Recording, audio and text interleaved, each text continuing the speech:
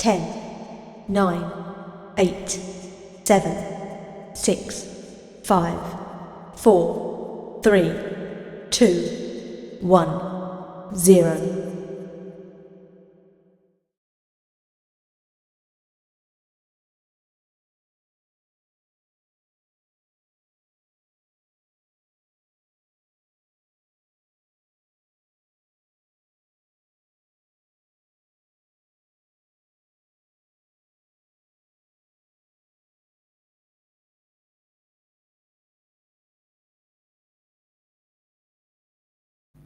तो शुरू करते हैं हॉलीडे सेशन जी, क्योंकि काफ़ी लोग जुड़ चुके हैं हमारे साथ अब।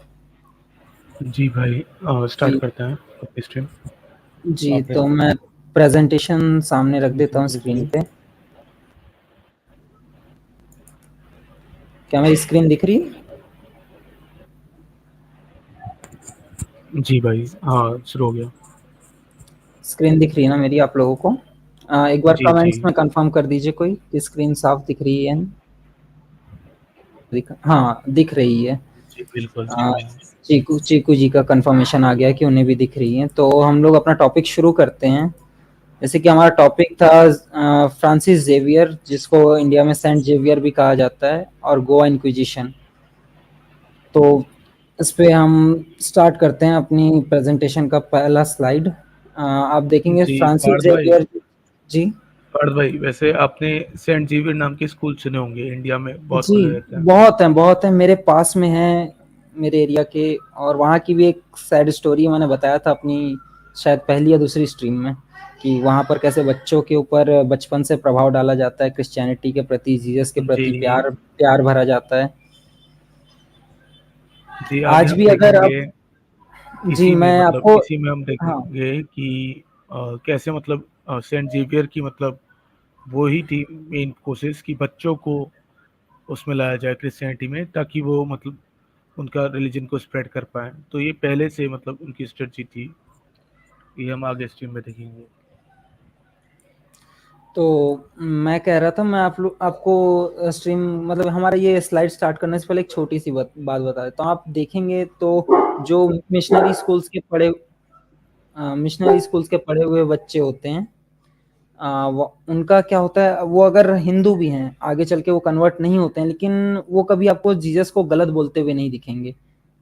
वो कहेंगे नहीं, जीसस तो अच्छा आदमी था, ये क्रिश्चियंस ने नाम बदनाम कर रखा है। असल में ऐसा नहीं होता है। उनके दिमाग में बचपन से जीसस के प्रति इतना प्रेम भावना डाल दी जाती है कि वो कभी जीसस को गलत नहीं बोल पाते हैं, कह देते हैं क्रिश्चियंस गलत हैं। जी, हम दिखाएंगे कि मतलब जो जो यात्राएं दी गई इंडिया में, वो किसी ना किसी बाइबल उससे रिलेटेड है, कि वो बाइबल के ही कमांड फॉलो कर रहे हैं। जी सीएसजी तो कह रहे हैं हालेलुया। जी तो हम लोग पहले इनका हिस्ट्री जान लेते हैं, इनका जीवनी क्या था। फ्रांसिस जेवियर का, ये पैदा हुए थे 7 अप्रैल 1506 को पुर्तगाल में, और ये इंडिया आए थे 6 मई 1542 में। इन्होंने भारत को छोड़ा 15 अप्रैल 1549 में, यानी कि लगभग 7 साल इन्होंने यहाँ पे रहे।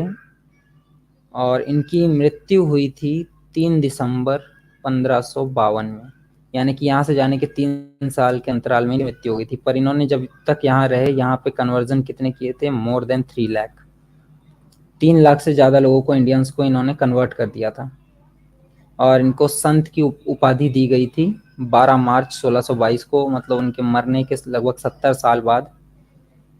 और वो भी ऑफ कोर्स आप लोगों को पता ही होगा, ब्रिटिश का राज चल रहा था उस वक्त, तो उन्हीं के द्वारा दिया गया होगा इन्हें संत का टैग।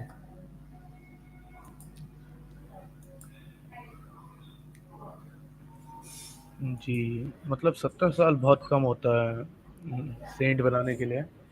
वैसे हमारी जो सेंट टेरेसा हैं, जो अभी अभी बनी हैं, मदर टेरेसा, उन्हें 50 साल में मिल गया मरने के। तो आजकल जल्दी मिल जाता है, पहले मुश्किल से मिलता था।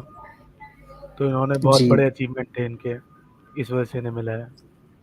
जी, sensitizing three teaching. Lakhs in India. देखिए, more than 3 lakhs in only India, और लगभग इन्होंने काफी सारी कंट्रीज में जाके मिशनरी का काम किया था। तो ऑल ओवर वर्ल्ड हाँ, इन्होंने कितने लोगों को कन्वर्ट किया होगा, फिर उन लोगों के साथ क्या क्या करना पड़ा होगा इन्हें कन्वर्ट करने के लिए, ये भी सोचिए आप।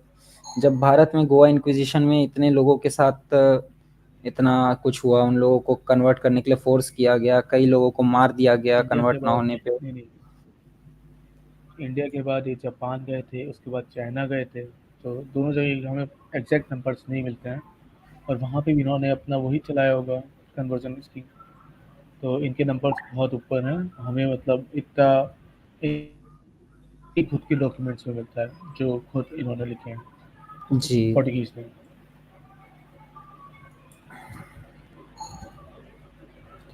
तो हम अब इसके बाद इनके कारनामों की तरफ एक नज़र डालते हैं। तो यहाँ पे इस स्लाइड में हमने बुक का रेफरेंस लिया है, the life of letters, sorry, life and letters of Saint Francis Xavier volume 1, page number 265 का ये पेज है। आपको स्क्रीन साफ दिख रही है? अगर ये पढ़ने में बन रहा है तो बता दीजिए, नहीं तो मैं थोड़ा जूम कर देता हूँ। हॉली रिसेप्शन जी। हाँ, मुझे दिख रहा है। जी, आपको दिख रहा है? ओके। तो ये कह रहे हैं, sir, I would feign that your highness may be fully convinced, and the reflection of your heart might continually tell you, our Lord has given you to your highness before all other Christian princes on earth the empire of the Indies, in order that he might therein test your virtue and prove what faithfulness you discharge the work committed to you, and with what active gratitude you answer to his benefits. And God's purpose in this was not so much to enrich your royal treasury with profits of precious fruits from distant lands, and the influx of wealth from abroad, as rather to present to you occasions of heroic labors, and afford to you intense religious devotions, the means of making themselves pleasing to himself, in bringing by your own burning zeal, and by the work of your skillful ministers employed by you, the unbelievers of these countries, to the knowledge of Him, the Creator and Savior of all। यहाँ पे sir ये कोशिश कर रहे हैं king को बताने की कि किस तरीके से आपको गॉड ने इसलिए नहीं चुना है कि आप यहाँ से पैसा कमाएं, इसलिए चुना है ताकि आप जो वो बर्निंग झील है, जो उनकी नॉलेज है, वो इन कंट्रीज में फैलाएं। ये इनका मतलब बहुत ही मतलब अच्छा, आप देखो कितने प्यार से बोला इन्होंने। जी, कि ये राजा को इन्होंने कहा कि आपने मतलब आपको जो भी यह दिया गया है ऐश्वर्य, ये आपके यहाँ बैठकर आपकी मतलब जीवन यापन के लिए नहीं है, बल्कि अपने इस रिलीजन को, ईश्वर के दिए हुए ज्ञान को फैलाने के लिए है। कुछ इस तरीके की बातें मुझे यहाँ पर दिख रही हैं, जो कि यहाँ पे कुल मिला के वही ये बढ़ावा दिया जा रहा है कि तुम इस तरीके से काम करो, और इस जो रिलीजन, जो ये कहते हैं रिलीजन जिसे, इस आइडियोलॉजी को दूर तक लेके जाओ और सभी लोगों के ऊपर थोप दो कुल मिला के। क्योंकि मुझे नहीं लगता कि यह प्यार से मानवाने वाली आइडियोलॉजी हो, कि या तो डिसेप्शन से मानी जाती हो, मनवाई जाती होगी ये, या तो फोर्सफुली। खैर, फोर्सफुली आजकल तो मुश्किल है, अगर होली डिसेप्शन जी फोर्सफुली तो आजकल केस हो जाते हैं ना, तो ये डिसेप्शन से ही होता है आजकल। हाँ, आजकल मतलब इन लोगों का यही एक वो डिसेप्शन का बहुत अच्छा तरीका है, उसी से करते हैं काम। जी, तो इसी के साथ एक और स्लाइड है हमारी, कि कैसे सेंट जेवियर ने मिशनरीज के लिए रिक्वेस्ट किया था किंग को। सेंड जी, अस तो to my send out to us, sir, as many laborers as possible for our society, that there may be enough not only to baptize and instruct in Christian doctrine the great numbers who are led to embrace our holy faith here, but also some who may be spared to be sent to Malacca and the countries near that city, where there are many converts। तो ये labourers मांग रहे हैं, ताकि लोगों को baptise करने के लिए लोग हों और क्रिश्चियन फेथ में कन्वर्ट करने के लिए लोग हों। ये भी आपको मतलब किंग ऑफ पोर्टुगाल से इन्होंने लेटर लिखा था, उसमें ये मिलेगा। 1945 का लेटर है। 19 नहीं सर, 1545। हाँ सॉरी, 1545। जी, ये एक्चुअली क्या होता है ना, ये नंबर्स में हम लोग को कंफ्यूजन बहुत हो जाता है अभी की जनरेशन को। हम लोग शुरू से याद रहता है हमें, मैं अपना पर्सनली बता रहा हूँ आपको। लास्ट टाइम मैं लिखना चाह रहा था 2023, मैंने 2022 लिख दिया था। ध्यान नहीं रहता है कभी कभी। तो ये जो रेफरेंस है इस वाले पैराग्राफ का, ये आपको मिलेगा the life of and letters of Saint Francis Xavier volume 1 के पेज नंबर 269 में, जो लेटर भेजा गया था जॉन 3 किंग ऑफ पोर्टुगाल को। तो इसमें उन्होंने अपने काम के लिए, यानी कि कन्वर्जन करने के लिए, बैप्टिज्म करने के लिए, उनके पास लोग कम थे, तो उन्होंने वहाँ से मिशनरीज मंगाई थी कि मुझे कुछ लोगों की ज़रूरत है यहाँ पर, मैं अकेला नहीं कर पा रहा हूँ, तो आप मेरे लिए कुछ लोग भेजिए जो बैप्टिज्म कर सकें, कन्वर्जन कर सकें। और मलक्का, आपको पता होगा मलक्का स्टेट जो है ये श्रीलंका में है। तो ये जी सिर्फ मतलब इंडिया के लिए नहीं मंगा रहे हैं, ये श्रीलंका के लिए भी मंगा रहे हैं और आसपास की कंट्रीज के लिए, कि जहाँ पे भी आप फैला सकते हो वहाँ के लिए हमें लोग दो। इन्हें यूज तो अभी हर जगह के लिए वो करना है। जी, वो तो है। इनका कन्वर्जन सिर्फ इंडिया में ही नहीं चला था, ये बाहर भी चला था। खैर हम गौर कर रहे हैं इंडिया के ऊपर क्योंकि हम इंडिया से हैं, बट ये काफ़ी बाहर की कंट्रीज तक गए थे।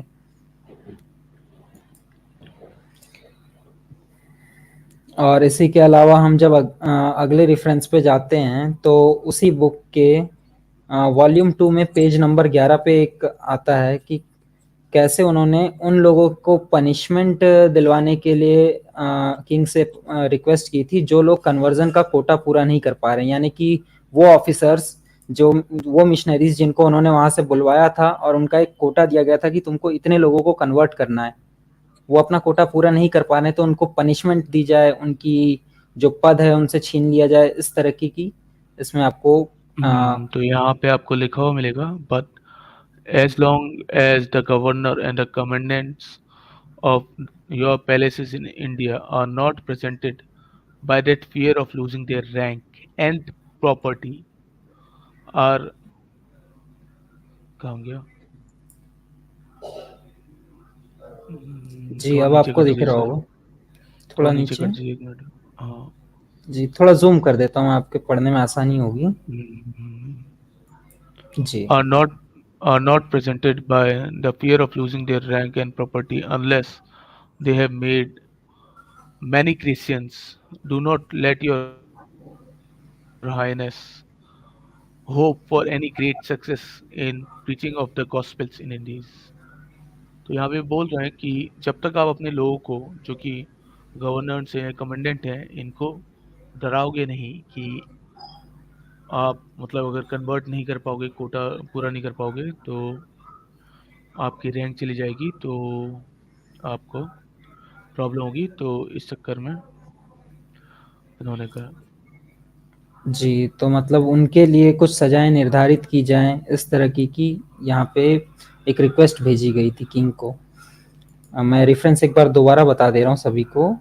The life and letters of saint Xavier volume 2 page number 11, इसका ये फर्स्ट पैराग्राफ है। जैसे ही आप वो पेज ओपन करेंगे आपको ये पैराग्राफ वहाँ मिल जाएगा। तो कन्वर्जन इनके लिए इतना ज़रूरी था उस वक्त में, इतने ज़्यादा लोगों को इनको कन्वर्ट करवाना था कि जो नहीं कर पा रहा है उसे निकाल दीजिए या उसे कोई सज़ा दे दीजिए, पर कन्वर्जन कंटिन्यू रखिए, नए लोगों को अपॉइंट कीजिए। इस तरह का हाँ, कुछ तो मामला उनकी लग रहा है मुझे। प्रॉपर्टी प्रॉपर्टी ले लीजिए उनसे। जी, उनकी प्रॉपर्टी। ये सबसे बड़ा टूल है ना, कि पैसा नहीं है हुँ, तो कैसे। जी, जी।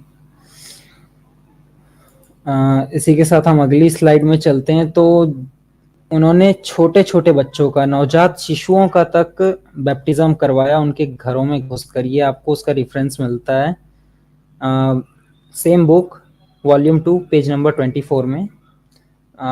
और इसको हॉली डिसेप्शन जी ये आप पढ़ जो के था थोड़ा बता दीजिए। ये जो था ये आपका एक लेटर था, जो कि जितने उनके मिशनरी वो थे, फादर ऑफ द सोसाइटीज, तो उन जूइश सोसाइटी जो वो थी वहाँ के लिए मतलब वो किया गया था। तो ये किंग को नहीं भेजा गया था, ये आपके जो मिशनरीज हैं उनके लिए भेजा गया था। जी। तो इसमें लिखा है, the thing which I wish to commend to you above everything else is that you should employ special diligence and watchfulness as to the baptism of little children, so as not leave any of the lately born children not regenerated in saving later of Christ in any of the villages or farm settlements in which you charge। मतलब ये कह रहे हैं कि आपके सबसे पहली priority है कि जो छोटे बच्चे हैं उनको आप बैप्टाइज कीजिए।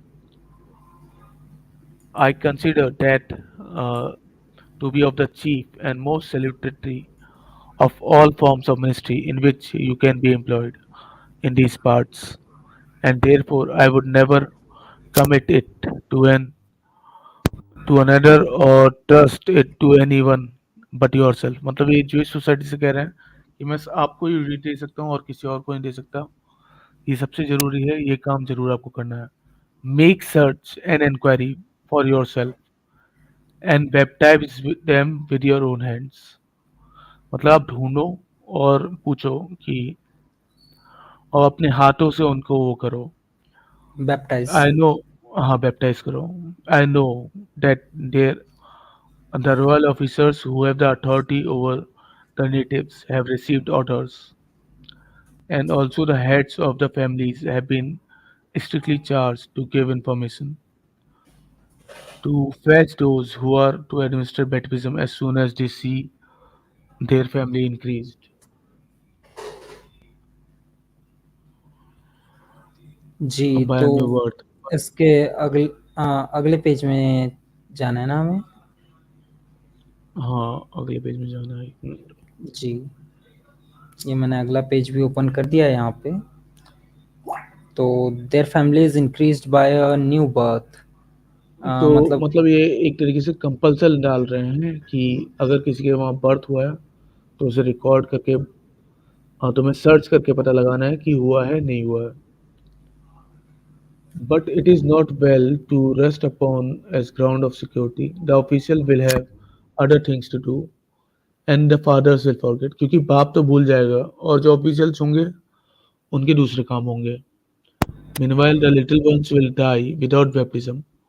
और जो बच्चे हैं वो हो सकता है मर जाएं बिना बैप्टिज्म के। So you must go yourself, make strict search and inquiry, asking from door to door whether since you have been there any woman has given birth to a child। मतलब तुम्हें खुद जाना है डोर टू डोर पे और पता लगाना है कि कहीं किसी औरत ने बच्चा तो नहीं दिया। And whether for any cause at all there is to be found a soul which has not yet been not which has not yet had the holy water poured upon it। तो तुम्हें ढूंढना है ऐसा बच्चा जिसपे holy water नहीं गिरा हो।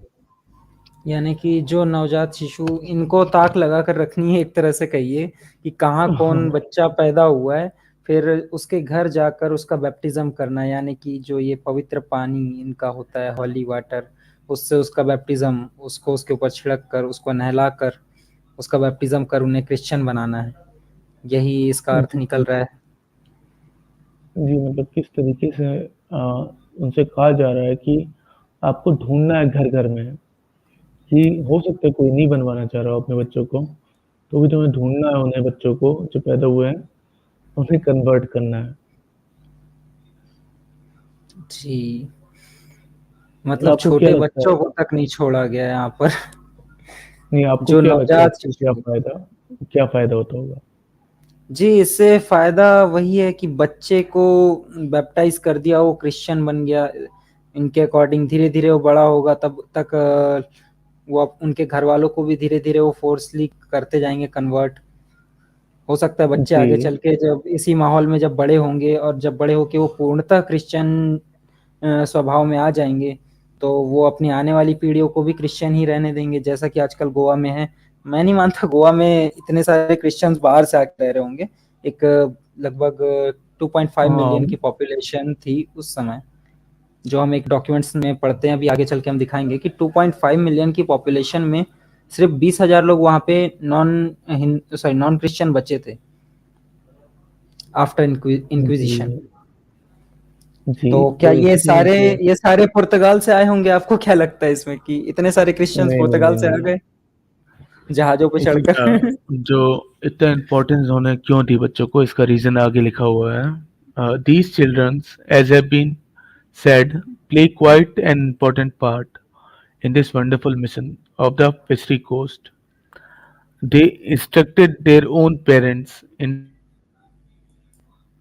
the truths which they themselves had learned at school. They witnessed against them fearless in the case of quarreling or use of bad language. They were keen after anyone who made idols or got drunk. And their greatest delight of all was to assist at the demolition of the idol in the hidden temples. मतलब इनका वो पहले से ही वो है Kota set कि बच्चों को तुमने कन्वर्ट कर दिया, वो अपने पेरेंट्स को भी कन्वर्ट करेंगे और वो टेम्पल्स में आइडल्स तोड़ेंगे। जी। उनका और जो ये एम था। अंतिम लाइन का जो है इसमें उनका दिख रहा है, वो कह रहे हैं कि their greatest delight of all was to assist at the demolition of the idols in the heathen temple, यानी कि वहीं के जो लोकल लोग हैं वही उनके टेम्पल्स को जब तोड़ेंगे तो यह देखकर उन्हें काफी खुशी होगी, शायद यही इसका अर्थ बनता है। जी जी जी। और ये मतलब उनके लिए कह रहे हैं जो बच्चे इन्होंने मतलब कन्वर्ट किए थे और जिन्हें अपने स्कूलों में पढ़ाया था वो करेंगे। जी तो इसीलिए मतलब बच्चों पे एम करते हैं हमेशा। आपने देखा जी, होगा अभी भी जैसा मैंने गवर्नमेंट। आपको बताया था ना कुछ देर पहले कि जो मेरे यहाँ के सेंट जेवियर की बात, कि वहाँ वो बच्चों को बचपन से जीसस के प्रति प्रेम भावना डाल देना उनमें, उन्हें बचपन से क्रिश्चियनिटी के प्रति इतना आकर्षित रखना कि आगे चल के हो सकता है उसके मन में या उसके जीवन में कोई प्रॉब्लम आए और तब वो क्राइस्ट को एक्सेप्ट कर ले, कुछ इस तरीके से उनको बचपन से तैयार कर दिया जाता है। जी।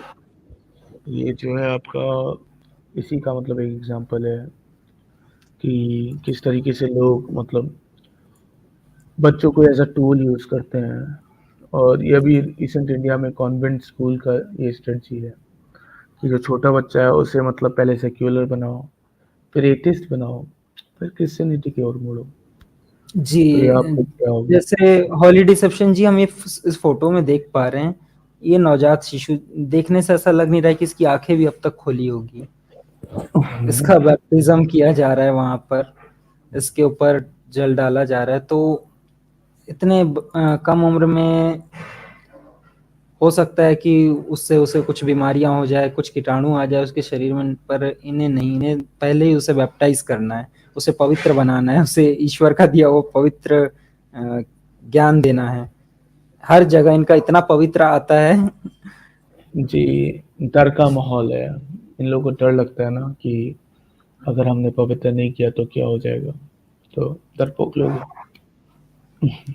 हाँ, इनका ईश्वर मैंने देखा है, अब्राहमिक जितने भी ये आइडियोलॉजीज हैं उनमें इनका ईश्वर इन्हें डराता है, हर बात पे डराता है। अगर तुमने ये नहीं किया तो तुम्हारे साथ ये होगा, तुम्हें इसकी सजा मिलेगी, तुम्हें मेरे अलावा किसी और को ईश्वर नहीं मानना है, तुमने मेरे अलावा किसी और को ईश्वर माना तो उसकी तुम्हें सजा मिलेगी। इतना डरे हुए होते हैं ये लोग बचपन से कि अंत इनकी मृत्यु तक ही ये डरे हुए होते हैं कि मुझे इसकी सजा मिलेगी, मैंने ऐसा किया या फिर मैंने ये कर लिया तो मुझे इसकी इस प्रकार सजा मिलेगी। पूरा जीवन इनका जी डर में जी। निकल जाता है। बाइबल का भी तो एक जेलस गॉड बाइबल का भी तो एक जेलस गॉड वाला वो है जी हाँ, वर्स मैं कि I am a jealous God. वो वर्ड्स मैं आपको दिखा देता हूँ एक बार। ये मेरी स्क्रीन दिख रही होगी आपको। अच्छा, स्क्रीन हट गई, मैं दोबारा शेयर कर देता हूँ। ये एक्सोडस के चैप्टर 34 की वर्स नंबर 14 आती है कि do not worship any other god for the Lord whose name is jealous. यानी कि for the Lord is a jealous God, यानी कि जो उनका गॉड है वो जलने वाला गॉड है, वो जलन फील ये करता है। यहाँ पे इन्होंने खुद ही बता दी, हुज नेम इज जेलस, उन्होंने अपना नाम ही जेलस रख लिया है।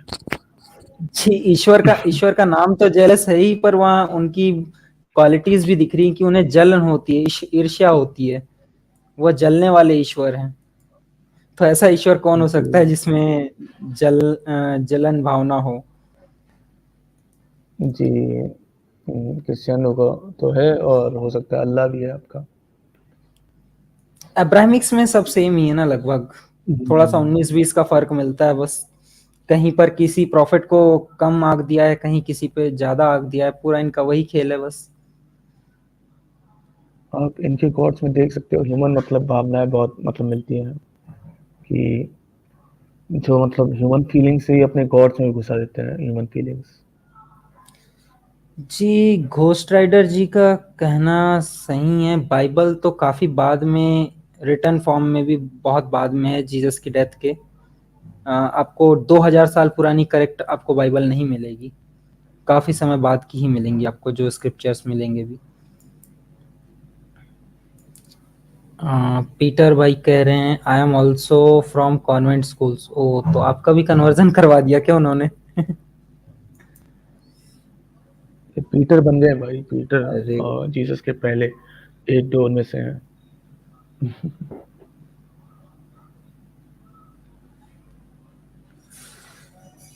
जी, तो हम अगली स्लाइड पर चलें या फिर कुछ और कहना चाहेंगे आप? नेक्स्ट स्लाइड पे चलते हैं। जी, तो अगली स्लाइड में हमने देखा है conversion of peoples on death bed, यानी कि मरते हुए लोगों का भी कन्वर्जन करवाया गया। या इसका रेफरेंस आपको आता है the life and letters of Saint Francis Xavier volume 2 के पेज नंबर 27 में। लगभग 6 से 27 के बीच में आता है, तो आप एक पेज पहले से पढ़ना शुरू करेंगे तो आपको समझ में आ जाएगा वहाँ लिखा हुआ क्या है। और यह लेटर भेजा गया था fathers of society of Jesus, यह एक सोसाइटी थी जो मिशनरीज की सोसाइटी थी, इनको यह लेटर भेजा गया था। ये उस लेटर के शब्द हैं। तो हॉली रिसेप्शन जी आप शुरू कीजिए। And give out that if anyone fails in this duty, and so any relation to his or any inmate of the house dies without the assistance of the sacrament, then without fail you will not permit him when he dies to be buried in cemetery of the church or the sacred service। मतलब अगर किसी का अगर कोई लोग मतलब आपके Christian है और उनके मतलब रिलेटिव्स वगैरह कोई बिना मतलब क्रिश्चियन बने मर गए, तो आप उन्हें सेमेट्री में बरी मत होने दो। When you visit the sick, you will order the Holy Creed be recited by them if they are able। मतलब अगर कोई मरने वाला है तो तुम उससे कहोगे कि होली क्रीड वो अपनी भाषा में बोले। If not by some of the present in their language, अगर वो नहीं बोल पा रहे हैं तो कोई प्रेजेंट है तो वो अपनी लैंग्वेज में बोले। And ask the sick man at each article whether he most assuredly and most constantly believes in what is being said। मतलब यहाँ पे कंफर्म करवाना चाह रहे हैं कि जो भी मर रहा है वो उनकी होली क्रीड में मान रहा है या नहीं।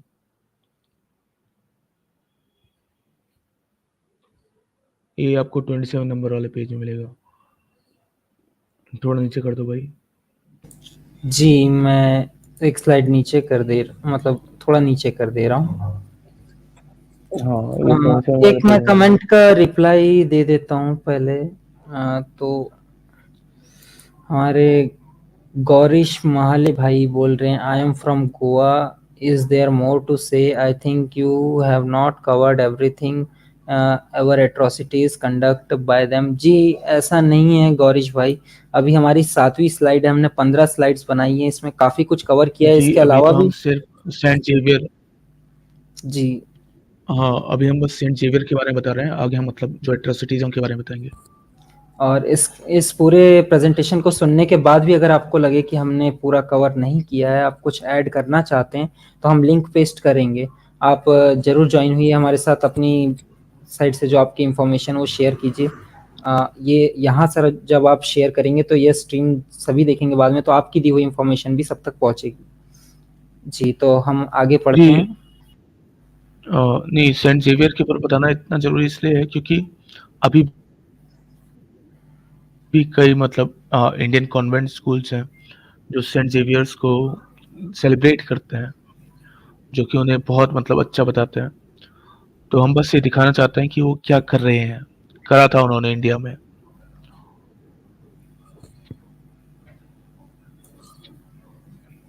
जी।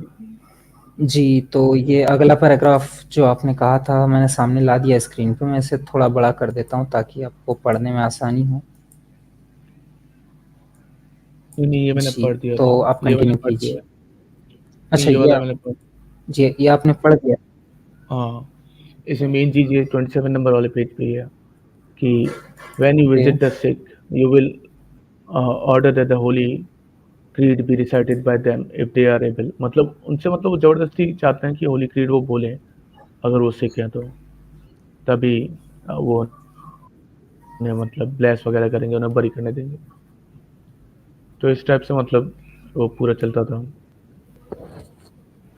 दैट जी, वैक्सीनेशन। यहाँ तो भारत में जो कुछ पास्टर्स हैं वो तो मुर्दे को भी जिंदा कर देते हैं। शायद इन लोगों में भी कुछ वैसी शक्तियां रही होगी कि आप मरते हुए गॉड का नाम ले लीजिए आप दोबारा जिंदा हो जाएंगे मरने के बाद। हो सकता है। जी, वैसे आपने वो वीडियो देखा होगा, पास्टर बजिंदर करके एक हैं, पंजाब में काफी उनका चलते रहता है। वो एक मुर्दे बच्चे को जिंदा करके दिखा देते हैं। तो वो जी। वीडियो काफी फनी था, मैंने देखा। हाँ, ऐसे मैंने बहुत जी। मतलब आपको इंडिया में भी मिलेंगे ऐसे लोग जो क्रिश्चियनिटी को इस तरीके से प्रीच करते हैं, और अफ्रीका और साउथ अमेरिका में बहुत मिलेंगे जो इस टाइप की मतलब फेक चीज़ें दिखाते हैं और लोगों को कन्वर्ट करने की कोशिश करते हैं।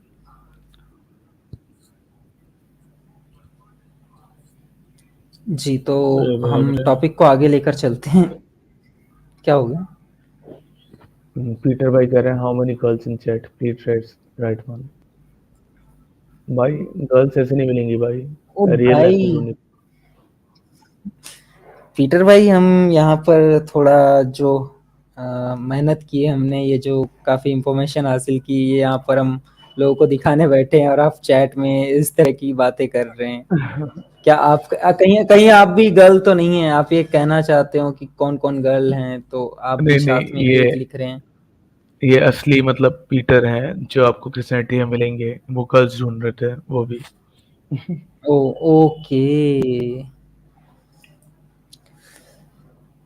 जी, तो हमारा अगला स्लाइड में जो आता है ये हेट्रेड फॉर आइडल्स के बारे में है।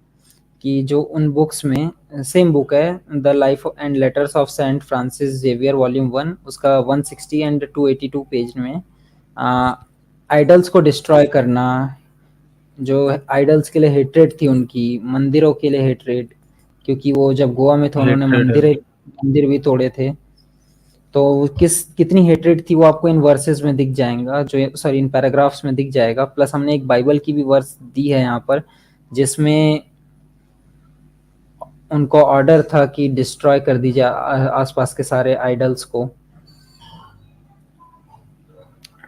चलिए तो मैं पहला पहले, पहला वाला पैराग्राफ हाँ पहला जी, वाला आप पढ़ता पहला हूँ। पैराग्राफ एक्सप्लेन कर दीजिए। And again, whether the god was black or white, for as there is so great a variety of colors among men, and the Indians being black themselves, consider their own color the best. They believe their gods are black.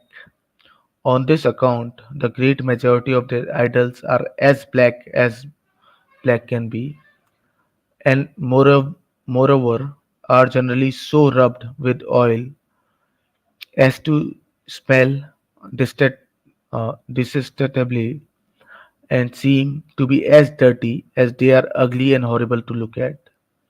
तो यहाँ पे ये बता रहे हैं कि Indians काले होते हैं, तो वो बिलीव करते हैं कि उनकी गॉड्स भी काले हैं। तो इसी वजह से जो उनके आइडल्स हैं वो इतने काले हैं कि जितने काले हो सकते हैं, और इसीलिए इस पे इतना ऑयल मतलब उन पे रब कर दिया जाता है कि उनमें से बदबू आती है, और वो इतने बदबू वो डर्टी हैं कि वो देखने में बहुत ही अगली और हॉरिबल हैं। ये लिखा हुआ है इन्होंने। ये आपके सेंट जेवियर हैं जिनके नाम पे स्कूल खोलते हैं आप इंडिया में। जी, रेसिज्म झलक रहा है उनकी बातों में कि वो कितने रेसिस्ट थे। ब्लैक लोगों के प्रति उनको नफरत थी, लेकिन उन्हीं को उन्हें कन्वर्ट भी करना था।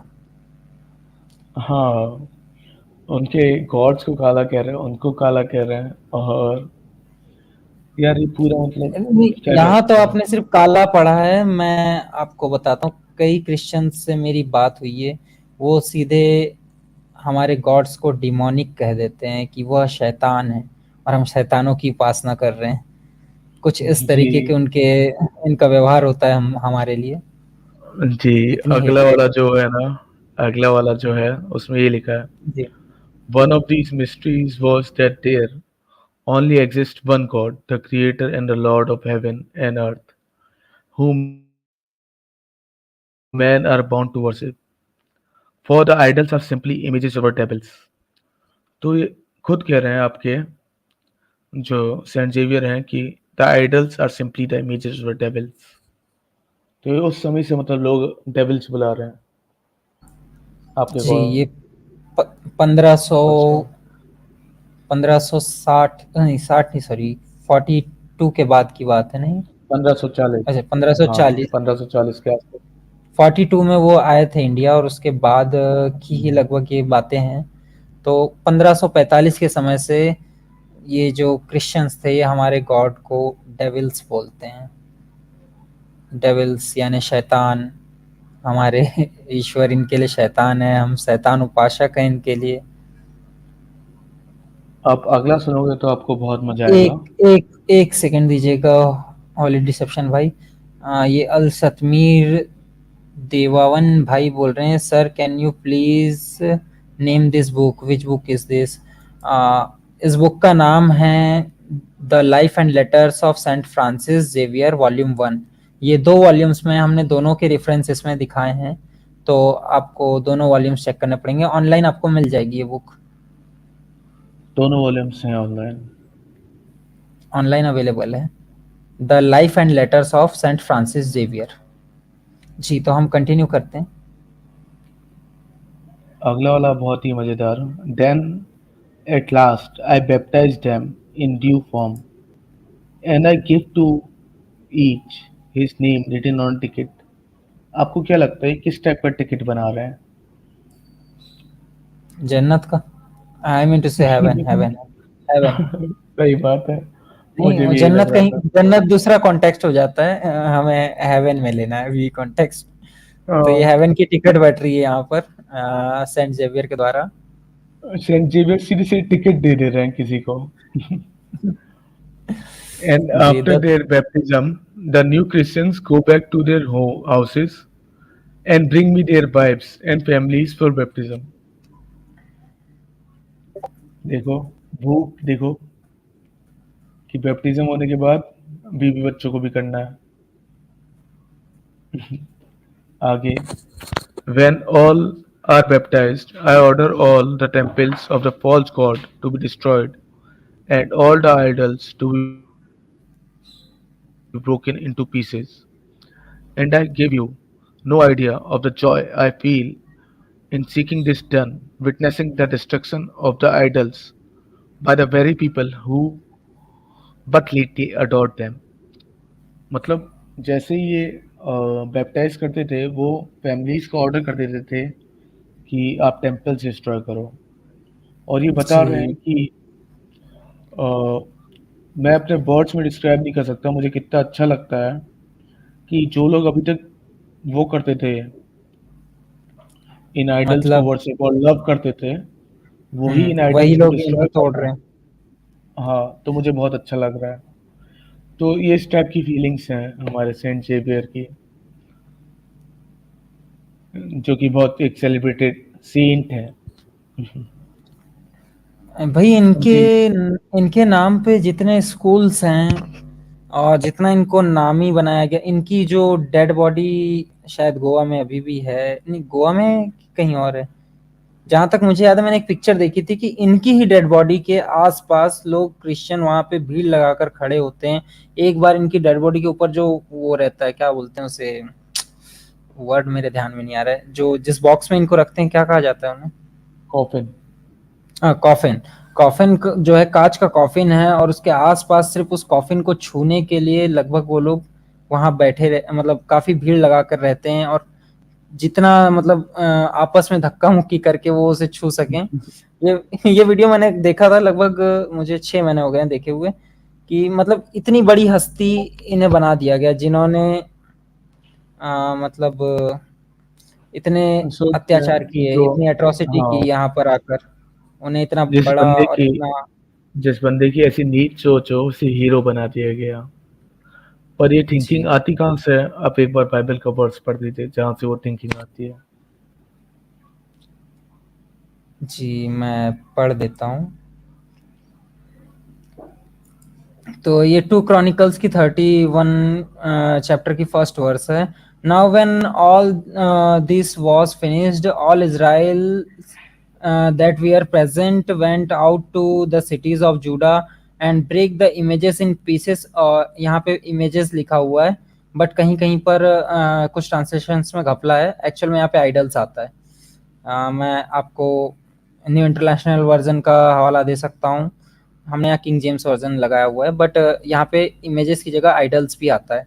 तो यानी कि उनको टुकड़ों में, जैसी जितने भी मतलब वहाँ पे कोई महोत्सव चल रहा था वो खत्म हुआ, और उसके बाद सारे इजरायली जो जूडा उनका जो जगह था इजराइल, वहाँ से वो निकलते हैं, और उसके बाद में बाहर जाकर उन्होंने जाकर सबसे पहले क्या किया, सारे आइडल्स तोड़े, उन्हें तोड़कर फेंक दिया।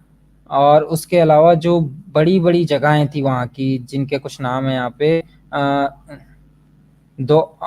एक सेकंड मैं पढ़ देता हूँ, थोड़ा जूम कर लेता हूँ, मुझे देखना पड़ेगा ध्यान से।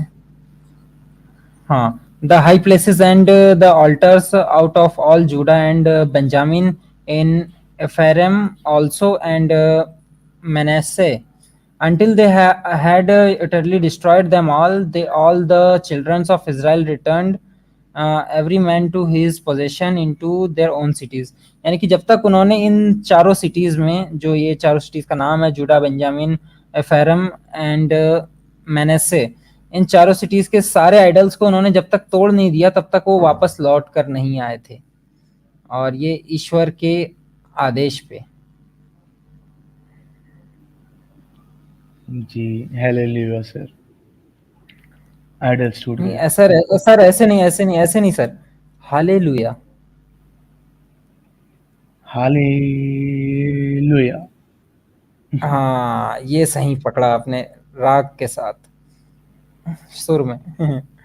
जी, तो लगभग ये आपको हमने बाइबल की वर्स का यहाँ हवाला दिया, और क्या सेंट जेवियर ने अपने लेटर्स में लिखा था वो भी बताया, कि उन्हें खुशी मिलती थी जब उन्हीं आइडल्स को मानने वाले लोग उसे ही तोड़ रहे थे उनके कहने पर, और वो खुशी वो बयां नहीं कर सकते थे, इतनी ज्यादा खुशी होती थी।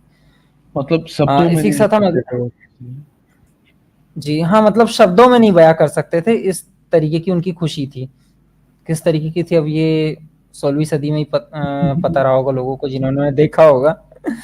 तो इसके बाद हम अगली स्लाइड पे चलते हैं। तो ये जो रेफरेंस है ये आता है the life and letters of saint Xavier volume 1 के पेज नंबर 268 से, जो इन्होंने लेटर भेजा था जॉन थर्ड किंग ऑफ पोर्टुगाल को, जिसकी डेट है जनवरी 1545, लोकेशन थी कोचीन। तो यहाँ से ये लेटर भेजा गया था किंग को कि उन्हें इंक्विजिशन की जरूरत है भारत में, जो गोवा में इंक्विजिशन आया था उसके लिए रिक्वेस्ट भेजी गई थी फ्रांसिस जेवियर की तरफ से।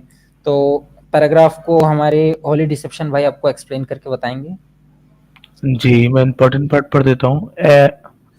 आई conjure and beseech your highness to send to India a special and competent minister, armed with all due authority, whose single office it may be to provide for the salvation of the countless souls here, which are now in danger of being lost, and let him have, for his discharge of this duty, powers from you, quite independent of all authority or command of your officers whose duty it is to attend to revenue and management of your government। मतलब इन्होंने एक ऐसा officer की demand की जिसका office पूरी तरीके से इंडिपेंडेंट हो किसी और अथॉरिटी से, उसका क्या काम हो, सिर्फ क्रिश्चियनिटी फैलाना। तो इनकी डिमांड पे एक किसी ऐसा भी मतलब तरीके से, हाँ, यानी कि मतलब ऐसा डिफाइन नहीं किया गया कि शांति से या कुछ, वो किसी भी तरीके से बस फैलाए। सेल्वेशन ऑफ द सोल्स, इनके लिए क्रिश्चियनिटी फैलाने का मतलब है सेल्वेशन ऑफ द सोल्स, यानी कि आत्माओं का बचाव, हाँ हाँ, कुछ बचा ऐसा। रहे हैं वो आपको, नहीं अच्छा, आपको वैसे कन्वर्ट करके बचा वो किससे आपको। रहे हैं, बचा किससे रहे हैं, अगर आप इस पे थोड़ी सी रोशनी डालें तो ज्यादा अच्छा लगेगा। अब यार आपने पहले ही पढ़ा ना, वो आइडल्स को डेविल्स बोल रहे हैं, तो वो आपको जी, तो हम डेविल्स से सब, बचा रहे हैं। हम्म, हम डेविल्स की वर्शिप कर रहे हैं, हमने सिन किया हुआ है, उस सिन से हमें बचाने के लिए वो हमें कन्वर्ट करने आ रहे हैं, ताकि हम कन्वर्ट हो जाएं, हम भी बोले फिर हालेलुया और हमारे सिन धुल जाए। ये कुछ ऐसा नहीं होता है, मैंने सुना था कि मतलब आप आपने जीवन में कितने ही पाप किए हों, जैसे ही आप क्रिश्चियनिटी में आते हैं तो आपका पुनर्जन्म हो जाता है, रीबॉर्न इन क्राइस्ट, ऐसा ही कुछ इनका कॉन्सेप्ट है। और आपका जब नया जन्म होता है दोबारा, तो आप के जी, सारे पाप धुल जाते हैं। यीशु तो मरे ही आपके पापों के लिए थे ना, ओ, जानना पड़ेगा तो भी मैंने आप कौन से पाप पाप करते कर रहिए दिए थे 2000 और साल पहले। क्रिश्चियनिटी में कन्वर्ट हो गए। वैसे मेरा मेरा नहीं, वो आप मरे मेरा आपके पापों मेरा के एक कहना था कि जिस व्यक्ति ने पाप अभी तक किया ही नहीं है, एक नवजात शिशु है, लिए। वह नवजात शिशु ने जब पाप ही नहीं किया तो उसके कौन से पाप थे जिनके लिए यीशु मसीह जी चढ़ गए सूली पे। जी, ये तो किसी क्रिश्चियन से ही पूछना पड़ेगा कि उनका क्या पाप था, क्योंकि उनके हिसाब उनका से सबके पापों के मैंने लिए चढ़ गए। मैंने पूछा था तो एक क्रिश्चियन भाई थे, उन्होंने जवाब दिया था कि हम पैदा ही सिंफुल होते हैं। मतलब लॉजिक जी, क्या है मुझे नहीं समझ में आया, तो उन्होंने कहा कि जी, ये कुछ। बहुत बहुत गंदी मतलब एक वो है कि जो एडम और ईव ने मतलब वो उनके हिसाब से ना हवा और मानस जो थे उन्होंने मतलब कोई बुरे काम किए थे, उसके मतलब अब बुरे बुरे परिणाम हम लोगों को भोगने पड़ता है, वो सिन हम तक के कैरी होता है। जी, अब स्मिता यार जी का ये एक कमेंट है कि birth is sin in Christianity, यानी कि आपका पैदा होना ही आपका गुनाह है। सेक्स इज सिंपल इन जी, क्रिश्चियनिटी।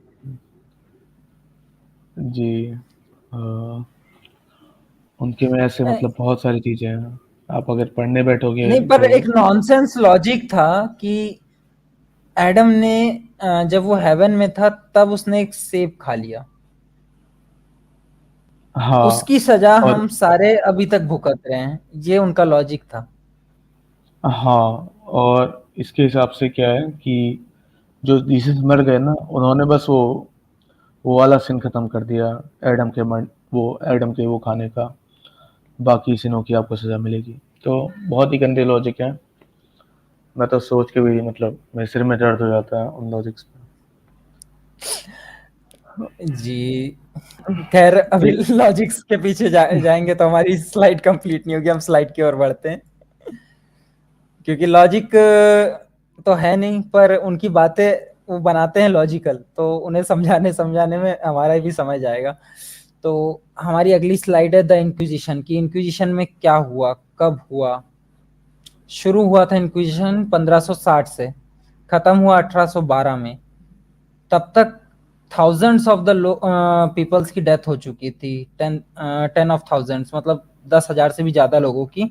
एक परफेक्ट आंकड़ा हमको इसलिए नहीं मिल पाता है क्योंकि सारे डॉक्यूमेंट्स, क्लेम है कि सारे डॉक्यूमेंट्स जला दिए गए थे, कुछ लड़ाइयों में खो गए, कि मतलब जब हमला हुआ गोवा पर दूसरे जो किंगडम्स थे उनका, तब वहाँ पर काफ़ी डॉक्यूमेंट्स जला दिए गए। लेकिन हम आगे जो कुछ आंकड़े दिखाएंगे उससे, इनके दिए हुए आंकड़ों से तो हम ज़्यादा ही दिखाएंगे आपको, क्योंकि ये बहुत झूठ बोलते हैं। इन्होंने इतने झूठे क्लेम मार के रखे हैं। इनके जो आंसर्स हैं गोवा इंक्विजिशन पे, इन्होंने टेम्पल 350 से ज़्यादा टेम्पल्स गोवा में डिस्ट्रॉय कर दिए थे, 350 से ज़्यादा। ये कुछ इस तरीके का आपको दिख रहा होगा यहाँ पे जहाँ मेरा कर्सर है। एक सिपाही है, वो घर की तुलसी को तोड़ रहा है। इसके अलावा जो यातनाएं उनको दी जाती थी, इस तरीके से कुछ यातनाओं का वर्णन आता है कि सीढ़ी से बांध कर उन्हें आग में फेंक दिया जाता था। लगभग चारों हाथ और पैरों को बांध कर दोनों साइड से उसे वो रोलर में बांध कर उसे घुमाया जाता था अलग अलग दिशाओं में, यानी कि जिससे आपका शरीर फैलता है ना, जब आपके हाथों को और पैरों को दोनों साइड से खींचा जाए, तो इस तरीके की यातनाएं होती थी। जब तक वो कन्वर्ट ना हो जाए तब तक उनको ऐसी यातनाएं दी जाती थी। कई लोग मर जाते थे। और ये सब जी, किसके लास्ट ऑर्डर पे इमेज। हुआ था? जी, आप लास्ट इमेज के बारे में कुछ कह रहे थे। लास्ट इमेज तो सर इंडिया से ही है ना, कि एक पंडित लग रहा है मुझे, एक मुस्लिम लग रहा है। हाँ, ये वाली ना। हाँ, जी जी, ये कुछ वैसा ही है। मतलब ये एक्चुअल इमेजेस तो हमें आज तक नहीं मिल पाई हैं, पर ये कुछ लोगों ने वर्णित वहाँ की जो लोकल लोगों से बात करके, कुछ लोग जानकार लोगों से इस तरीके की कुछ पेंटिंग्स बना के अपनी साइट्स पे अपलोड की थी, जहाँ से हमने डाटा लिया है। तो ये उन्हीं की बनाई हुई तस्वीर है। तो इस तरीके का कुछ वर्णन आता है वहाँ पे कि कैसी ये कैसी आपको यातनाएं दी जो जाती थी। पेंटिंग्स मिल रही हैं, ये पूरी इंडिया की है जो हमने उठाई है, जो जी, इंडियन सोर्सेज हैं। अ, इसके अलावा हम अगली स्लाइड पर चलते हैं, जिसमें बच्चों के साथ जो क्रूरता की गई थी, क्योंकि उनके माता पिता को कन्वर्ट करवाना चाहते थे वो, और वो नहीं हो रहे थे। तो इसमें हम पढ़ते हैं जी। अच्छा, होली डिसेप्शन जी म्यूट पर हैं, तो मैं पढ़ देता हूँ आप लोगों के लिए कि Hindu childrens we are sometimes taken away from their parents and burnt in front of them.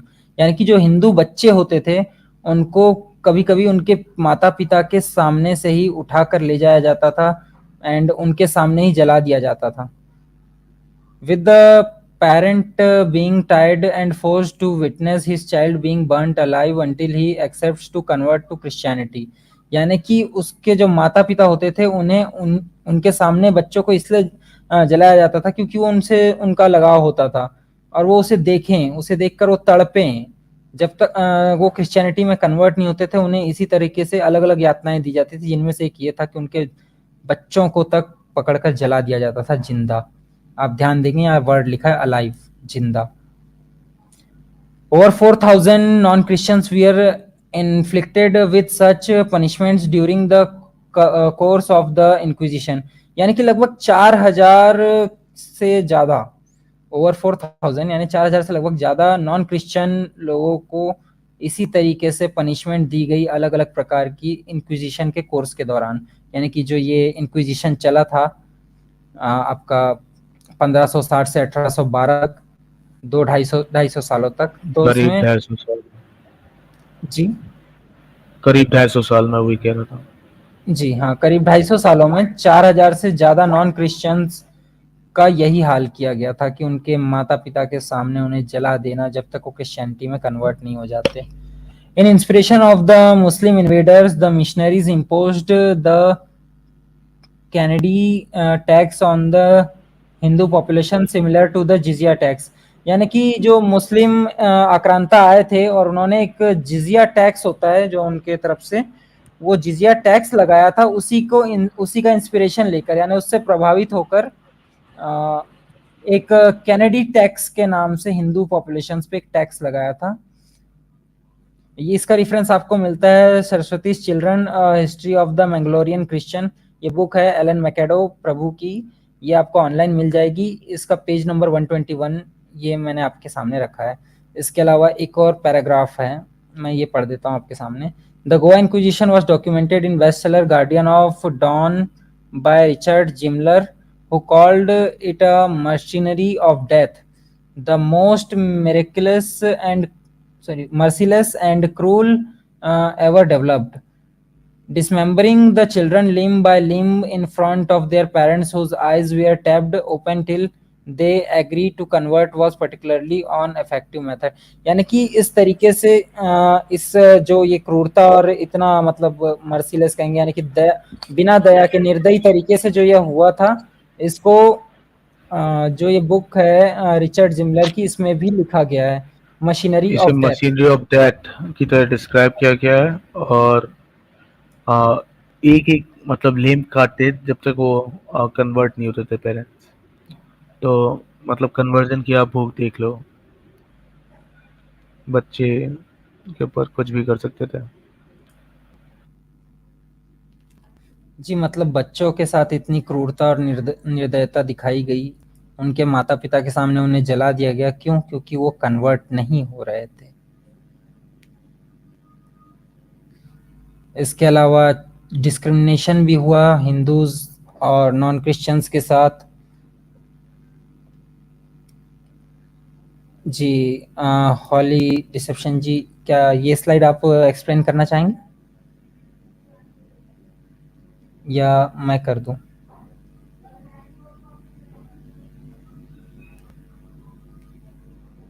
I think आप बिजी हैं। ठीक है, मैं ही कर देता हूँ।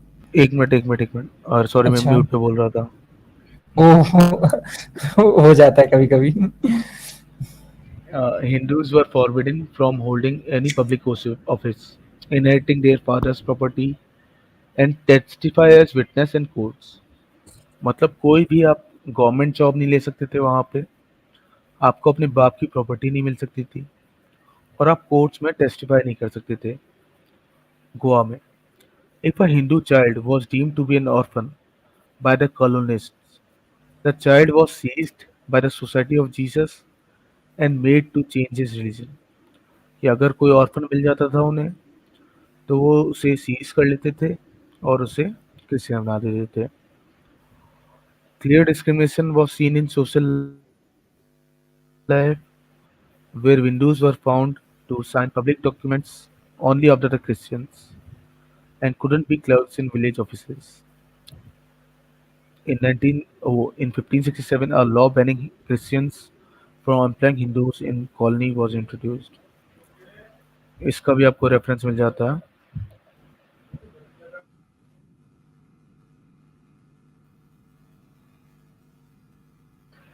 इसका आपको रेफरेंस मिलता है, थोड़ा सा नीचे कर दीजिए भाई। हेलो, इसका रेफरेंस मिलता है टियोटोनियो डिसूजा की से द पोर्टुगीज इन गोवा, इधर से। तो इसी के हमने मतलब दो एग्जांपल्स दिखा रखे हैं कि अगले उसमें लिखा हुआ है it was also decreed that no village council decision would be valid if it is adopted in absence of all the Christian members of the council। Signatures of the Christian members had to appear first in the written proceeding, implying it was serious disrespect for the Hindu elders of the village। कि मतलब कोई भी village decision जब तक सारे Christians agree ना हो, तब तक कोई भी विलेज डिसीजन वो नहीं आप वो कर सकते एग्री। और सिग्नेचर जो क्रिश्चियन मेंबर्स के सिग्नेचर होंगे वो पहले आएंगे, ये वो है। उसके बाद अगला है 1559 proclamation bye Dona Katrina, Portugal's queen, granted converted natives the same citizenship rights as the Portuguese in India।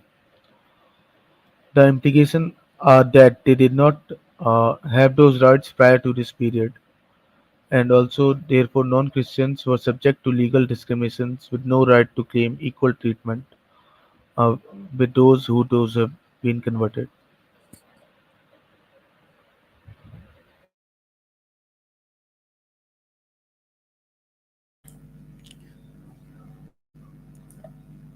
ये जो रेफरेंस था ये टियोटोनियो are D'Souza the Portuguese in Goa नाम की उनकी एक पुस्तक है। ये डिसोजा टिटोनियो आर डिसोजा की, उसके पेज नंबर 28 और 29 का रेफरेंस दिया गया यहाँ पे कि कैसा डिस्क्रिमिनेशन किया जाता था, ऊंचा नीचा का भाव, क्योंकि जो यहाँ पे रहने वाले हिंदूज थे।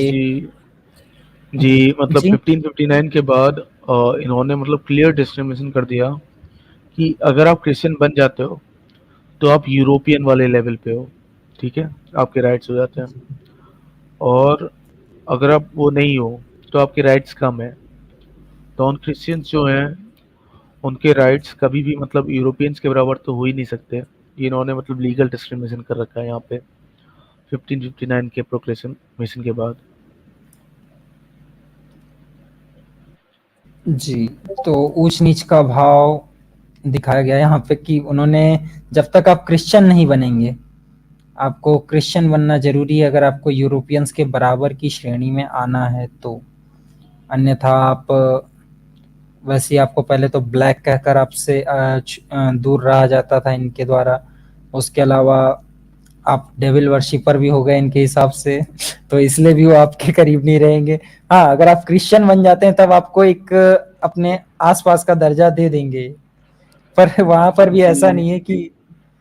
हाँ, वही जी मैं कह रहा था कि इनको किताब पढ़नी चाहिए वाली डिसूजा साहब की। वहाँ पे आपको पता चलेगा कि जो बन भी जाता जी था ना, जैसे ही वो क्रिश्चियन बनता था उसके मतलब उसके साथ डिस्क्रिमिनेशन होना वापस शुरू हो जाता था, क्योंकि एक कन्वर्जन की स्ट्रेटजी रहती तुम थी इनकी। तुम कन्वर्टेड क्रिश्चियन हो फिर तब हाँ भी, क्योंकि तुम पैदाइशी क्रिश्चियन नहीं हो। हाँ, तो जब तक आप कन्वर्ट नहीं होगे तब तक तो आपको दिखाएंगे कि इन लोगों का स्टेटस कितना अच्छा है। पर जैसे ही कोई कन्वर्ट हो जाता था वैसे ही उन्हें पता चल जाता था कि ये चीज असल में क्या थी, एक नया डिस्क्रिमिनेशन। जी, मैं इस पुस्तक का नाम कमेंट सेक्शन में दे देता हूँ सभी को, ताकि सभी लोग इस पुस्तक को एक बार जरूर पढ़ें। ये क्रिश्चियन के द्वारा लिखी गई पुस्तक है, the Portuguese in Goa, Teotonio R de Souza के द्वारा। तो इसको आप एक बार जरूर पढ़िएगा सभी, इसमें आपको काफी जानकारी मिल जाएंगी।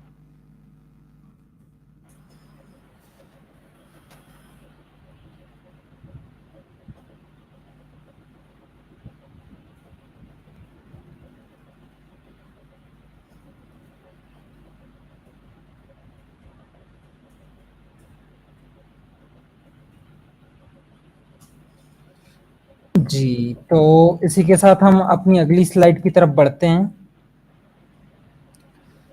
तो डिस्ट्रक्शन ऑफ टेम्पल्स, जैसा कि हमने पहले भी देखा कि इन्हें आइडल्स तोड़ना तुड़वाना बहुत पसंद है, तो इन्होंने काफी सारे वहाँ के मंदिर तोड़कर उन पर चर्च भी बनाई, और कुछ मंदिरों को मतलब पूरा तो ध्वस्त कर दिया, पर कुछ मंदिरों को तोड़कर उसके ऊपर चर्च बना दी, ताकि लोगों के लिए चर्च भी हो वहाँ पे अच्छी खासी बड़ी।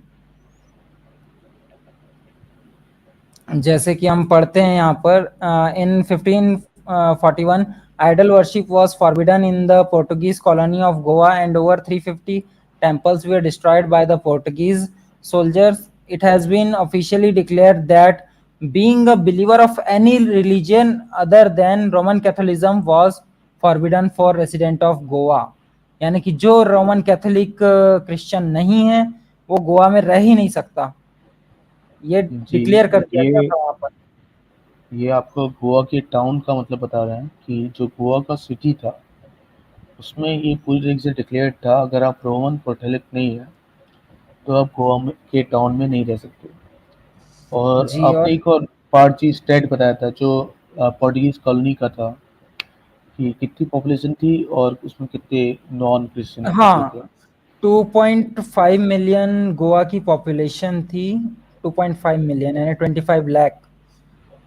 उसमें से सिर्फ 20,000 नॉन क्रिश्चियन लोग बाकी बचे थे जब तक इंक्विजिशन खत्म हुआ था 250 साल बाद। यानी कि 250 साल में इन्होंने 2,30,000 जो लोग क्रिश्चियन नहीं थे उनको गायब कर दिया वहां से, या तो क्रिश्चियन बना दिया या मार दिया। जी और आज जो गोवा में लोग रह रहे हैं वो भी, उनके पूर्वज भी कभी न कभी हिंदू रहे हैं, उन्होंने कभी न कभी इसी तरीके का जो ये हुआ है अत्याचार यही सहा है। और आज वो क्रिश्चियन है। अगला जो पॉइंट है उसमें लिखा है royal letter of 1569 mentions that all temples had been डेफिस्टोस ओ क्वेनिंडोर जी, हमारे were साथ dismantled heated and burned. Debates भैया भी जुड़ चुके हैं, ब्रह्म राक्षस जी हमारे बड़े भैया, तो मैं उनके लिए लिंक दे रहा हूँ, आप ज्वाइन कर लीजिए। माफ़ी, मैंने आपका कमेंट देखा नहीं था, माफ़ कीजिएगा, आप ज्वाइन कर लीजिए, ये आपके लिए लिंक है।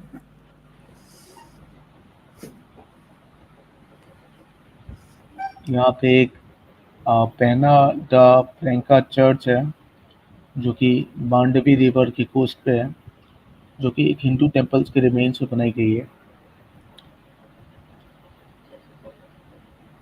जी, हमने इसका फ़ोटो यहाँ पे दिया है, हम इस फ़ोटो को थोड़ा ज़ूम कर देते हैं ताकि लोगों को अच्छे से दिख सके कि कैसे एक टेम्पल चर्च बनने के बाद कैसा दिखता है।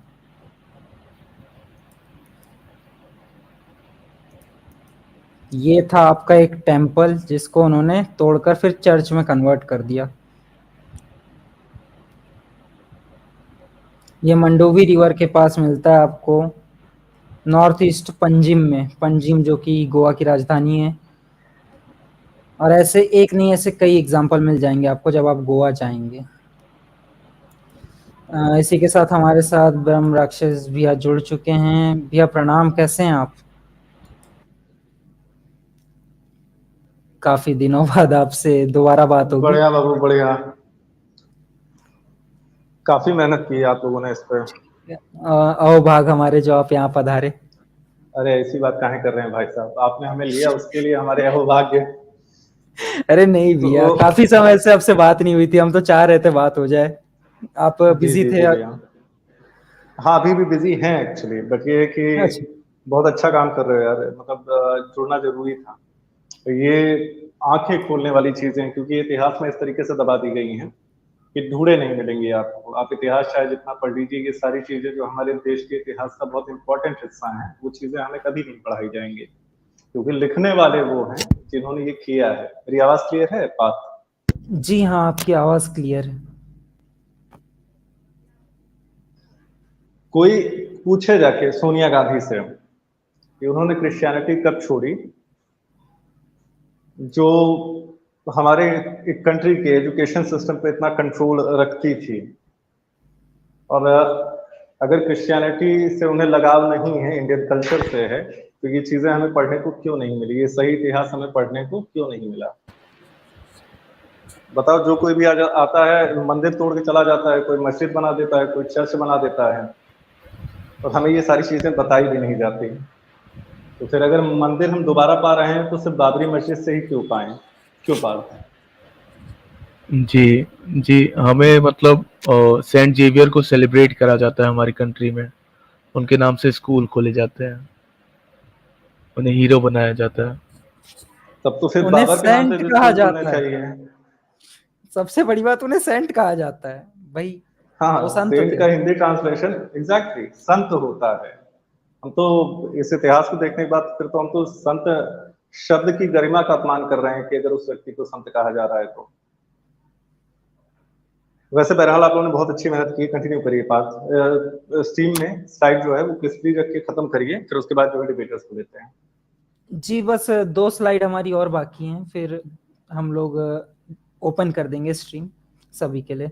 जी। सपोर्टर्स, डिबेटर्स जो भी आना चाहें सभी से हम बात करेंगे। और भाइयों, आप सब शेयर करिए।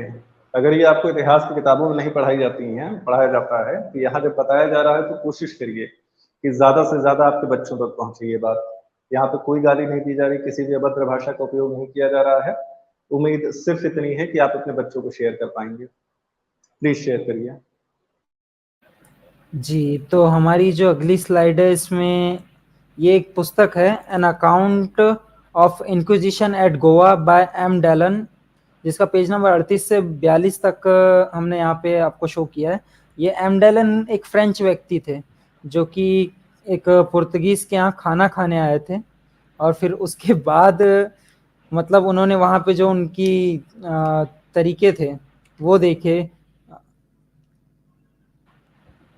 जी क्या एक बार हॉली डिसेप्शन भाई आप वो स्टोरी को दोबारा कंप्लीट कर देंगे, क्योंकि मुझे थोड़ी सी मतलब ऐसा हाँ लग रहा है कि मैं तो कुछ पार्ट भूल रहा हूँ उसका। नहीं नहीं, कुछ इस टाइप से था कि जो आपके पोर्टुगीज थे वो जब खाना मतलब वहाँ पे रहते थे तो वो होली मदर जीसस, वो जीसस कह रहा हूँ, होली मदर मैरी की मूर्ति को चूमते थे। तो जो फ्रेंच बंदा था उसे वो बहुत चीज़ अजीब लगी, तो उसने उसके खिलाफ कंप्लेंट की। और जब कंप्लेंट की तो इन लोगों ने उसी को अरेस्ट कर लिया और उसी को मतलब ट्रेटर बना के उसी को इंक्विजिशन में डाल दिया। जी तो जो उसके ऊपर यातनाएं हुई उसके ऊपर उसने अपना अकाउंट लिखाया। तो ये घटना दमन में हुई थी उसके साथ। तो जो पहला इंसिडेंट है मतलब जो इसमें वो है वो दमन के हिसाब से है कि दमन में क्या वैसे हुआ। मतलब मैं एक बार आपसे कंफर्म कर लेता हूँ कि यही था ना, कि मतलब एक फ्रेंच बंदा है एम डेलन, जो एक हाँ पुर्तगीज हाँ के यहाँ खाने पर गया था, हाँ और वहां पर उसने उन्हें मदर मैरी के मूर्ति को चूमते हुए देखा, और हाँ यह उसे बुरा लगा, तो उसने इस चीज की कंप्लेन की वहां पे ऑफिसर्स को, और ऑफिसर्स ने हाँ। उस फैमिली की जगह उसे ही केस में अंदर कर लिया। यह कहना चाह रहे ना? जी जी जी। कि जो पोर्टुगीज था उसकी पहचान थी, वो बच गया, और जो फ्रेंच बंदा था वो जेल चले गया। वाह। तो उसके उसने जो फेस किया वो बता रहा है। तो देख रहे हैं होली डिसेप्शन जी, यही वो सीन है जिनके लिए लटक गए जीसस जी। हर जगह पवित्रता इतनी आती है इनकी, लेकिन क्या ही कहें। चलिए जी आप इस वाली स्लाइड को थोड़ा एक्सप्लेन कर दीजिए हमारे व्यूवर्स के लिए। जी।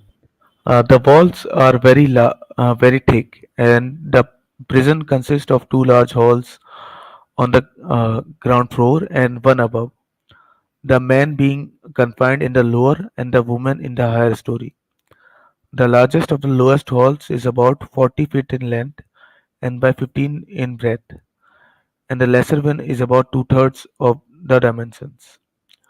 About 40 prisoners were confined in this space without any other place of answering the ordinary demands of nature, and where the collected water formed a pool in the center of the apartment.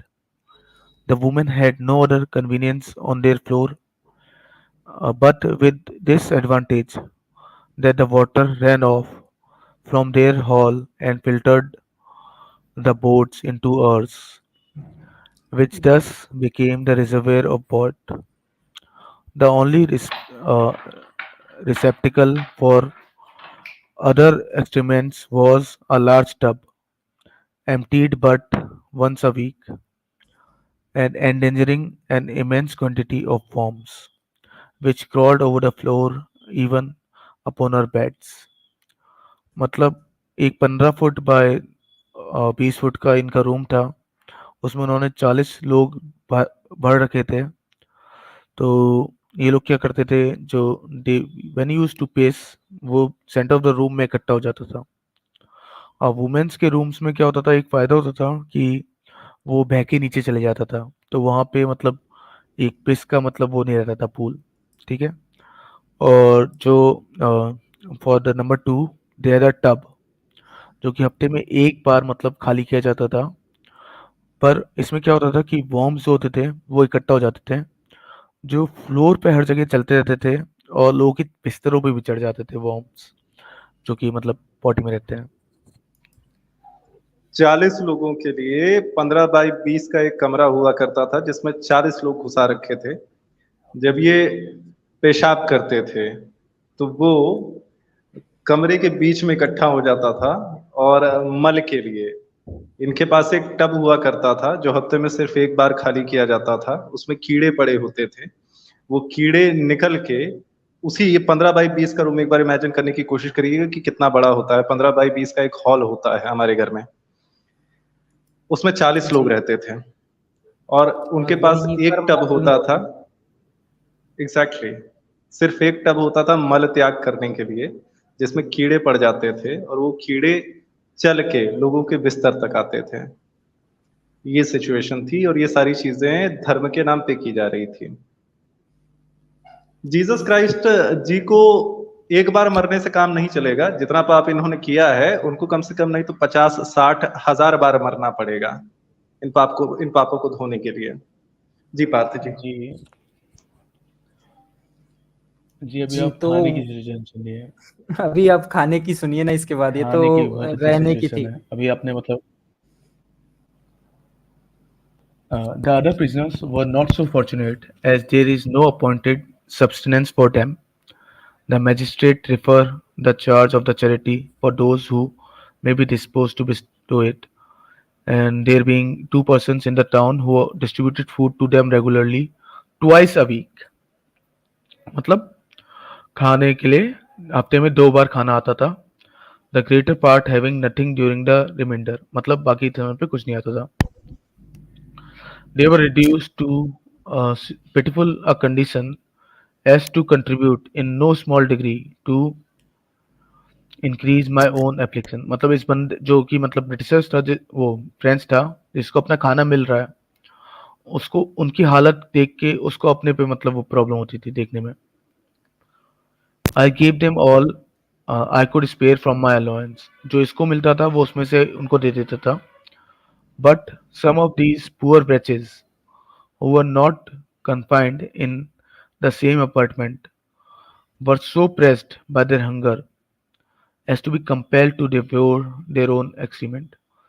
ये अपने हिसाब से दे देता, पर जो उसके कमरे में नहीं रहते थे उन्हें नहीं दे पाता था, तो वो इतने वो होते थे कि वो अपनी ही मल मूत्र को खुद खाने लग जाते थे भूख के मारे। Upon this occasion, I learned that some year before, about 50 Malabar pirates having been taken and thrown into the prison, the horrible famine which they suffered induced 40 of them to strangle themselves with the linen of their turbans। कि यहाँ पे क्या हुआ था, 50 मालाबार के लोगों को, जो पायरेट्स बुला रहे हैं, पायरेट्स इसलिए बुला रहे हैं क्योंकि फिशरमैन को ये लोग पायरेट बुलाते हैं। तो जो फिशरमैन थे उन्हें इन्होंने पकड़ लिया और जब प्रिजन में डाला तो वहाँ पे फेमिन चल रहा था, मतलब खाने की बहुत कमी थी। तो उसकी वजह से 50 में से 40 लोगों ने अपने ही टर्बन टर्बन मतलब जो पगड़ी होती है उसी के कपड़े से अपने आप को फांसी लगा ली। जी मतलब इतनी ऐसी है। गंदगी। ये कैदियों की बात हो रही है जी ये जिनको मतलब ऐसे जिनको धर्मांतरण कराने के लिए।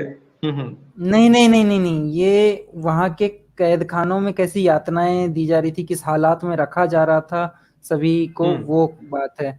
जो कि मोस्टली वहाँ पे हिंदू और नॉन क्रिश्चियंस ही थे, उनके साथ कैसा व्यवहार था, ना खाना दे रहे हैं ना ढंग की जगह दे रहे हैं रहने के लिए, इतने मजबूर कर दिया जा रहा है कि अपना ही मल खाना पड़ रहा है उन लोगों को। वो क्रिश्चियनिटी में कन्वर्ट होने के बाद ये सारी यातनाएं खत्म। जी कह सकते हैं आप, बिल्कुल। नहीं, आप बुक आगे पढ़ोगे तो उसमें लिखा है कि अगर जो पहला मतलब आपको चांस ये दिया जाता था कि आप जैसे कन्वर्ट हो जाते थे या फिर उनके यीशु को अडॉप्ट कर लेते थे, वैसे ही मतलब आपको जेल से छोड़ दिया जाता था। वाह। पहली कंडीशन। भाई ये यीशु नहीं, ये इशू है, ये दुनिया के लिए इशू है। बहरहाल समरी ये है कि खाने के लिए उन कैदियों को हफ्ते में सिर्फ 2 बार खाना दिया जाता था। ये जो फ्रेंच ट्रैवलर था वो क्योंकि उसको इतना देख के बुरा लगता था कि क्या स्थिति है इन लोगों की, अपना खाना उनके साथ शेयर कर दिया करता था। लेकिन जो इसके सेल के अलावा सेल वाले थे जिनके साथ ये खाना नहीं शेयर कर सकता था, वो इतने भूखे होते थे कि वो अपना ही मल खाने के लिए मजबूर थे। इतने भूखे थे कि अपना ही मल खाने के लिए विवश थे, खाते थे। 50 मछुआरों को, जिन्हें ये पायरेट्स कह रहे हैं, उन्होंने विवश होके इस स्थिति को देखते हुए अपना प्राण त्याग कर दिया, आत्मदाह कर लिया, अपनी ही पगड़ी को अपने गले में लपेट के। ये सिचुएशन थी। और क्रिश्चियनिटी एक्सेप्ट करने के बाद ये सब भूल जाते थे। मैं कहता हूं कि गोवा के एक एक बच्चे को पकड़ के जो आज की डेट में क्रिश्चियन है, उसको ये कहानी बताई जानी चाहिए कि तुम्हारे बाप के साथ, तुम्हारे दादा के साथ ये किया गया था। ये भी एक बहुत बड़ा इशू पता है। चलना चाहिए। उन लोगों के दिमाग में अलग हिस्ट्री डाली जाती है, उन लोगों को यह बताया जाता है कि यह सब हुआ ही नहीं। उनको कोई बचपन इशू से नहीं इतना है। प्रिपेयर कर दिया जाता है कि बहुत कम लोग होते हैं मानते हैं। हमने जब इसकी रिसर्च कर रहे थे हम इस गोवा इंक्विजिशन पे, हमने एक क्रिश्चियन की साइट देखी जो कि गोवा का कोई प्रेस चलाता है।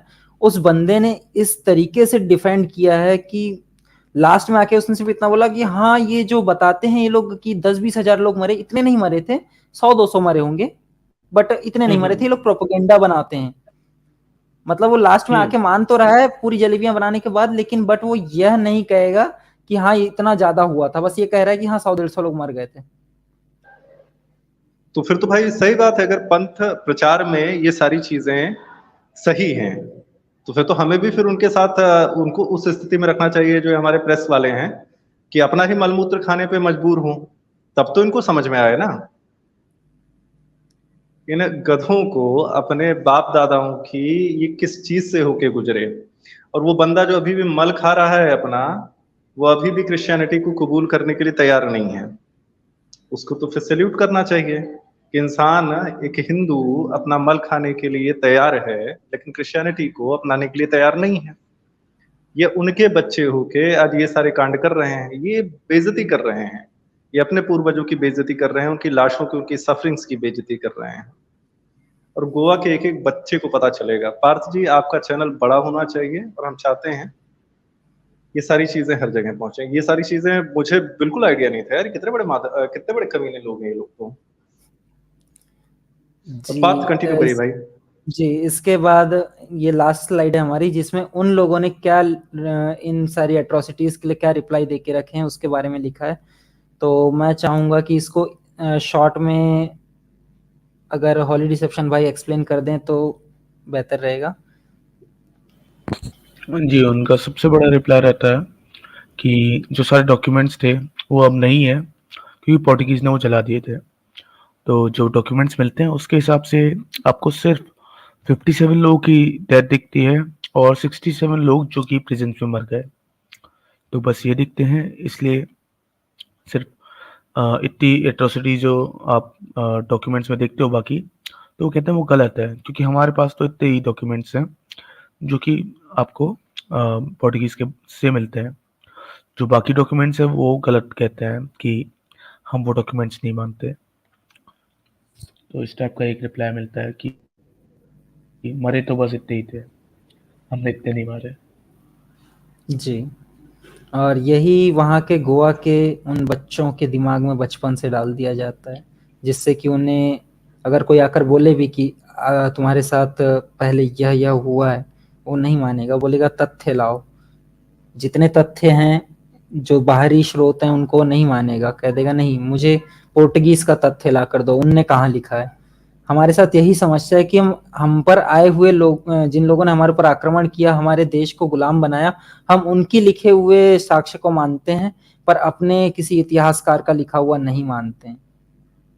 हमने उन्हें अथॉरिटी सॉरी शब्द नहीं आ रहा है, अथॉरिटी दे रखी है कि वो हमारे बारे में हमारा इतिहास लिखें। जी, मतलब ये लॉजिक तो ऐसा ही है ना कि जिसने, हाँ होली जी आप कंप्लीट कर लीजिए। मैं कह रहा था अगर जो गोरा कहेगा वो चीज सही है, जो हमारे लोग कहेंगे वो चीज गलत है। जी यही एग्जैक्टली मतलब जिन्होंने अत्याचार किया है वो अपने अत्याचार के बारे में जब तक खुद नहीं लिखेंगे तब तक हम नहीं मानेंगे। ये लॉजिक है इनका। यार लाइन से सीरियसली, अब ब्राह्मिक रिलीजन अपनाने के बाद दिमाग क्या घुटने में चला जाता है क्या लोगों का? मतलब जिसने मर्डर किया है वो जब तक अपने मर्डर के लिए सबूत लाके नहीं देता है तब तक आप उसको मर्डरर नहीं मानेंगे। किस टाइप का लॉजिक है भाई ये? Parsi, Abrahamic logic. बिल्कुल बिल्कुल बिल्कुल। जब तक ये जी लाठी सांप बन के, और सांप इनका लाठी बन के और स्थान विशेष में नहीं जाएगा तब तक इनकी कुछ समझ में नहीं आता है भाई। जी, आपको इससे भी फनी चीज आपको बताऊं कि अगर जो मुस्लिम्स होते हैं ना, वो मुस्लिम्स कह रहा हूँ, जो आपके फ्रेंच और ब्रिटिश होते हैं, ये उनके भी हिस्टोरिकल अकाउंट्स नहीं मानेंगे, कहेंगे कि तो हमसे जलते थे, हम पोर्टुगीज थे तो हमारे पोर्टुगीज अकाउंट ही हमें काउंट करेंगे, हम ब्रिटिश या फिर फ्रेंच के अकाउंट्स नहीं यूज करेंगे। तो इस टाइप की मतलब दो नंबर ही हो रही है, आप सोचिए। टेंशन मत लीजिए, इस पे थोड़ी सी और एक्सटेंसिव रिसर्च करते हैं और फिर इसका जो एक शो है पार्थ आपके साथ एक बार हीटेड डिबेट्स पे भी करते हैं, ठीक है? बहुत इंपॉर्टेंट इन्फॉर्मेशन है, सब तक पहुंचना जरूरी है। जी और जब आपके चैनल के सब्सक्राइबर्स बढ़ जाएंगे फिर हम एक बार आपसे और अनुरोध करेंगे कि ये आप फिर से करिएगा, एग्जैक्ट यही स्ट्रीम जो है आप फिर से करिएगा जब देखने वाले जो है 100-150 होंगे। तो बहुत अच्छा काम कर रहे हैं पार्थ आप। जी, ये मेरी अकेले की मेहनत नहीं थी, हमारे हॉली डिसेप्शन भाई ने भी काफी मदद की मेरी। ऑलमोस्ट ये नहीं होते तो शायद मैं इतने तथ्य भी नहीं ला पाता आप लोगों के सामने। जो काफी सारी पुस्तकें हैं जिनके रेफरेंसेस आपको देखने मिले, क्योंकि जैसा मैंने पहले भी बता रखा है मेरी अंग्रेजी थोड़ी सी कमजोर है, तो जो ट्रांसलेशंस की जितनी भी जरूरत थी मुझे हॉली डिसेप्शन भाई ने की उनकी, फिर हमने ये पीपीटी तैयार की। तो ये हमारी मेहनत है जो आज हमने आपके सामने रखी।